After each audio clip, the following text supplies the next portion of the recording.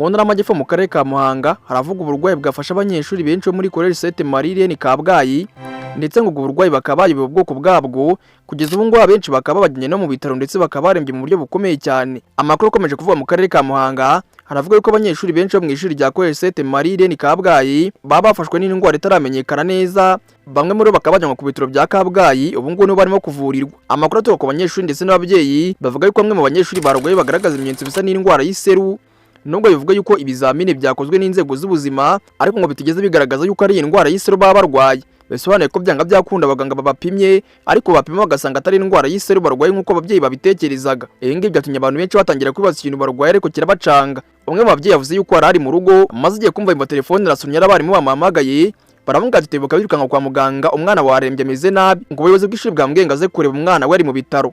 Uyu mubyeyi yabivuze agira ati umwana wanjye arwaye kuwa kane, hanyuma ejo ku ishuri barampamagara ngo nihute cyane nze kumusura mu bitaro bya Kabgayi. Ubu ngo kugeza ubu ngo bansabye yuko ngomba kugura imiti ariko ntabwo nzi imiti ndi bugure iyo ariyo kubera ko ntabwo nzi indwara arwaye.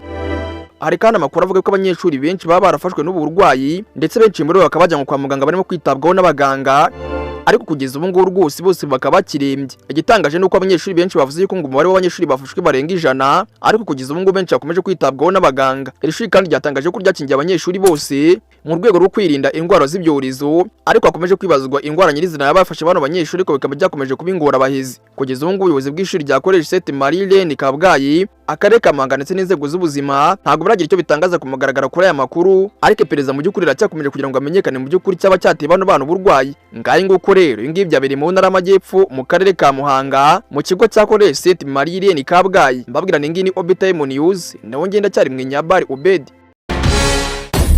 Obitime News.